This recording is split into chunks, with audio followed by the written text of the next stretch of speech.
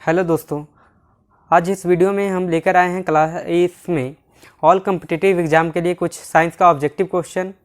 Board exam के लिए भी महत्वपूर्ण यह है। तो यहाँ पर क्वेश्चन हमारा है, निम्नलिखित में कौन वायु प्रदूषक नहीं है, यानी कि वायु को प्रदूषित इसमें से कौन नहीं करता है। ये सल्फर डाइऑक्साइड यानी SO2, कार्बन मोनोऑक्साइड, ऑक्सीजन और H2S। तो यहाँ पर जो है इसमें सल्फर डाइऑक्साइड यह भी प्रदूषक है, कार्बन मोनोऑक्साइड यह भी प्रदूषक है, हाइड्रोजन सल्फाइड यह भी प्रदूषक है, लेकिन ऑक्सीजन जो है प्रदूषक नहीं है, वायु प्रदूषण नहीं करता है। यह हमारे लिए आवश्यक है। अगला क्वेश्चन है, इसमें प्रथम जीव की उत्पत्ति हुई कहाँ से हुई भाई। तो इसमें जो है पृथ्वी पर, हवा में, जल में, किसी अन्य ग्रह पर।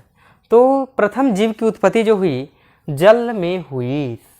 जल से ही धीरे धीरे विकास कर कर के जो है आगे ये जो है ये पृथ्वी पर भी इसमें मतलब पृथ्वी पर कहने का मतलब स्थल पर जो है ये रहने लगे और ये उसका उत्पन्न होने लगे।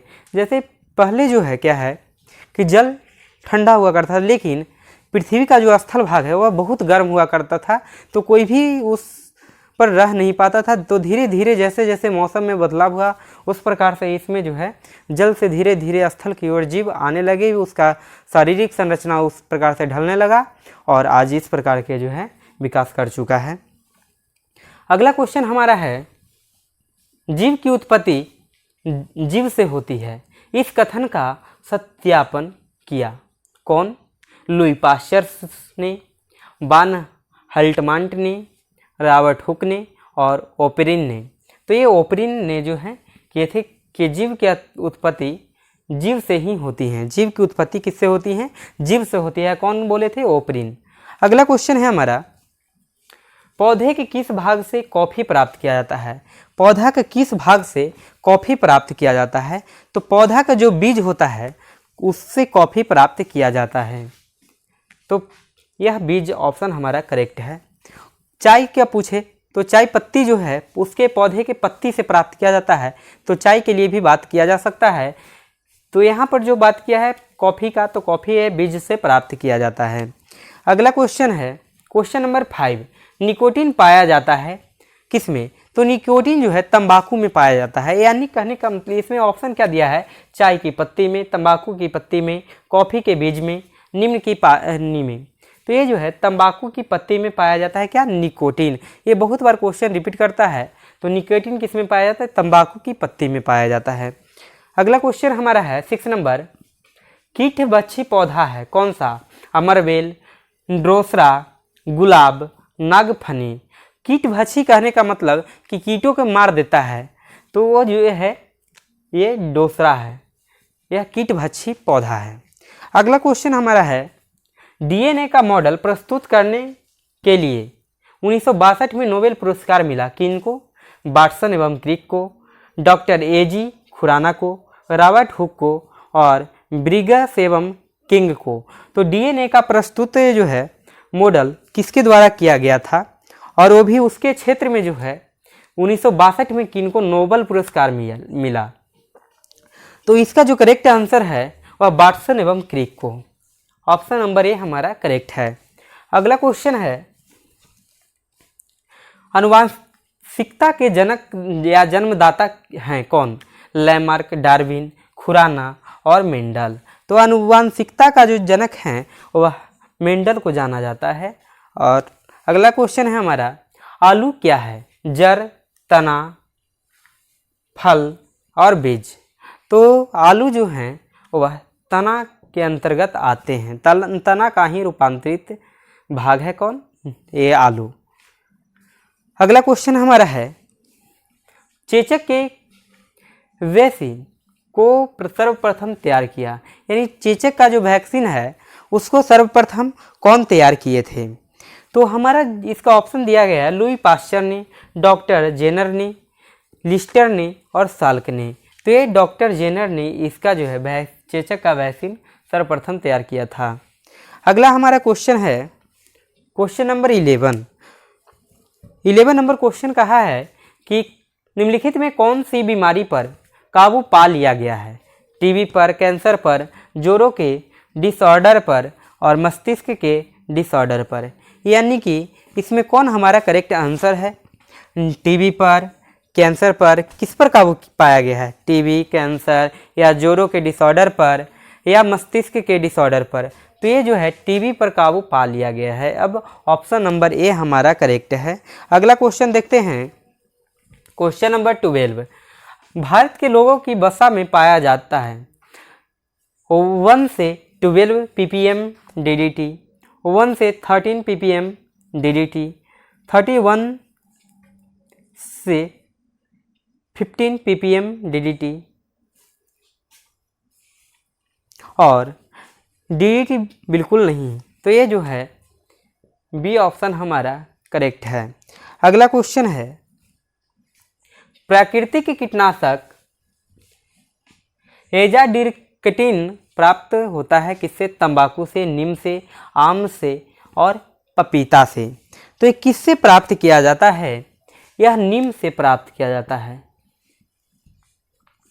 अगला क्वेश्चन है क्वेश्चन नंबर 14। क्वेश्चन नंबर 14 का है कि एंटीबायोटिक होती हैं पौधे, दवाएं, सिरपस और टॉक्सिन्स। तो ये एंटीबायोटिक क्या होती हैं?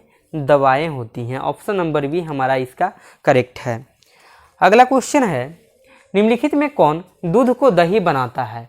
खमीर, लैक्टोबैसिलस, राइजोपस और राइबोजियम।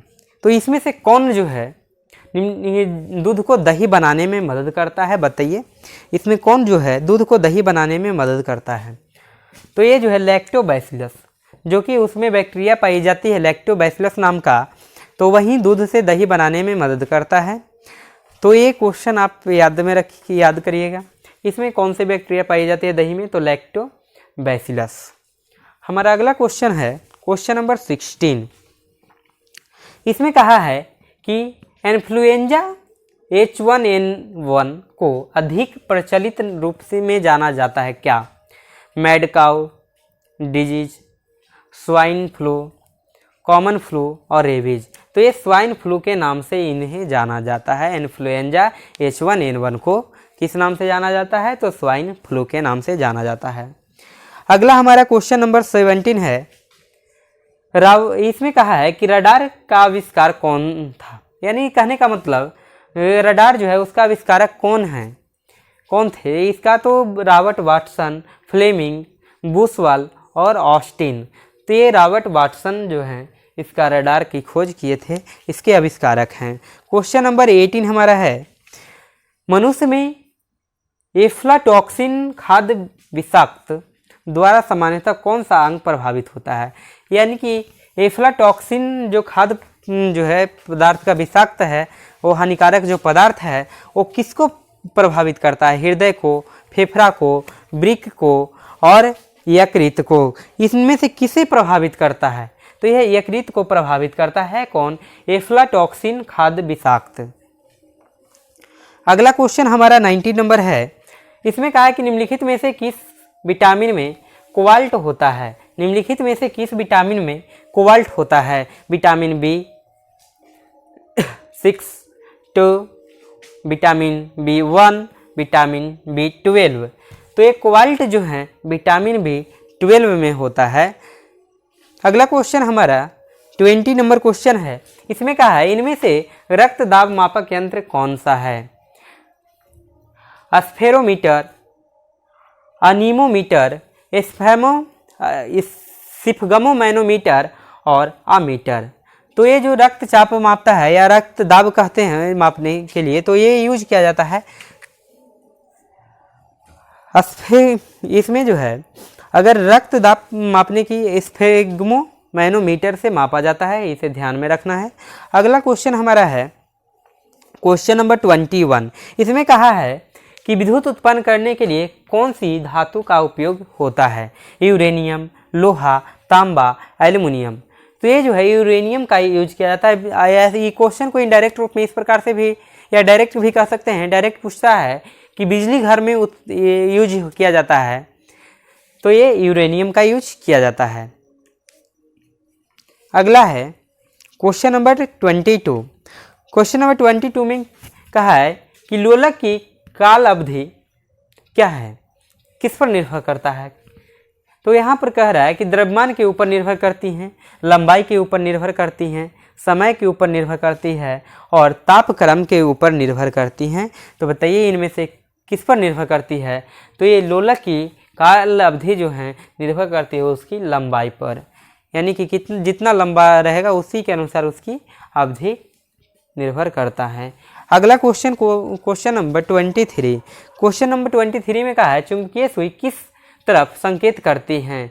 तो यह उत्तर दिशा में संकेत करती है, यानी ऑप्शन नंबर इसका सी करेक्ट है। अगला क्वेश्चन है क्वेश्चन नंबर 24। कहा है कि श्वेत प्रकाश को नली में कैसे पैदा करते हैं। तांबा के तार को गर्म करके, तंतु को गर्म करके, परमाणु को उद्वेलित करके और अणुओं को दलित कर करके। तो इसको किस प्रकार से जो है प्राप्त किया जाता है। तो इसका आंसर जो है जल्दी से बताएं। तो इसका ऑप्शन नंबर बी हमारा करेक्ट है, तंतुओं को गर्म करके प्राप्त किया जाता है। अगला क्वेश्चन है क्वेश्चन नंबर 25। कहा है कि महासागर में ऊंची जल स्तरों कैसे होती हैं। महासागर में ऊंची जल तरंगें कैसी होती हैं। महासागर जो होती हैं उसमें जल तरंग उच्च जो होती हैं कैसी होती हैं। भूकंप से, सूर्य से, तारों से और चंद्रमा से। तो इसका कौन सा ऑप्शन हमारा करेक्ट है बताइए। तो ये जो है चंद्रमा के कारण जो है जल तरंगे ऊपर उठती हैं। अगला क्वेश्चन है हमारा, कमरे को ठंडा किया जा सकता है पानी के बहने से, संपीड़ित गैस को छोड़ने से और रसोई गैस से ठोस को पिघलाने से। बताइए इनमें से कौन ऑप्शन हमारा जो है करेक्ट है।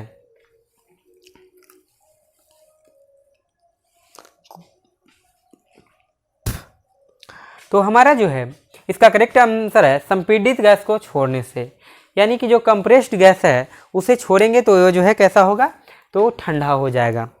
अगला क्वेश्चन हमारा है 27 नंबर क्वेश्चन। 27 नंबर क्वेश्चन हमें कहा है कि प्रकाश में 7 रंग होते हैं, रंगों को अलग करने का क्या तरीका है। एक प्रिज्म से रंगों को अलग अलग किया जा सकता है। अगला क्वेश्चन इसमें ऑप्शन दिया है फिल्टर से रंगों को अलग अलग किया जा सकता है, पौधों के रंगों को अलग अलग किया जा सकता है, रंगों को अलग अलग नहीं किया जा सकता है। तो ये प्रकाश जो होती हैं, जो 7 रंग होते हैं, यानी श्वेत प्रकाश जो होती हैं उसको प्रिज्म से गुजार करके वहाँ पर उसका अलग अलग वर्णपट प्राप्त किया जा सकता है, यानी अलग अलग कर सकते हैं। अगर ये प्रिज्म है तो यहाँ से अगर लाइट इस पर आपतित करते हैं तो ये इसको इसमें अभिलंब की ओर मोड़ेगा और फिर यहाँ से जो है अभिलंब से दूर जाएगा और ये अलग अलग कलरों में यहाँ से विभाजित हो जाती हैं और इस प्रकार से 7 कलर का एक वर्णपट मिलता है, जिसमें रेड वाला ऊपर होता है और बैगनी वाला नीचे होता है। तो इसे भी ध्यान में रखना है। अगला क्वेश्चन 28 नंबर क्वेश्चन कहा है हमें कि सूर्य ग्रहण तब होता है जब चंद्रमा बीच में हो, पृथ्वी बीच में हो, सूर्य बीच में हो और सूर्य, चंद्रमा व पृथ्वी एक रेखा में हो तथा बृहस्पति उस रेखा में न हो। तो यहाँ पर जो है इसका कारण सूर्य ग्रहण का क्या होता है। तो सूर्य ग्रहण और चंद्र ग्रहण 3 चीज़ों के कारण लगता है। जैसे मान रहे हैं ये सूर्य है और ये मान रहे हैं पृथ्वी है और ये मान रहे हैं चंद्रमा है। अगर सूर्य और यानी सन, मून और अर्थ, तो इसके अगर सन और अर्थ के बीच में मून आ जाए तो इस कंडीशन में जो लगता है वह सूर्य ग्रहण लगता है।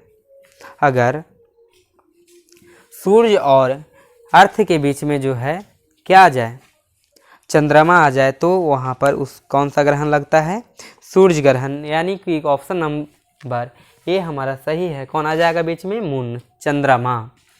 अगला क्वेश्चन है सबसे छोटा दिन कब होता है। सबसे छोटा दिन किस डेट को होता है। सबसे छोटा दिन किस दिन होता है।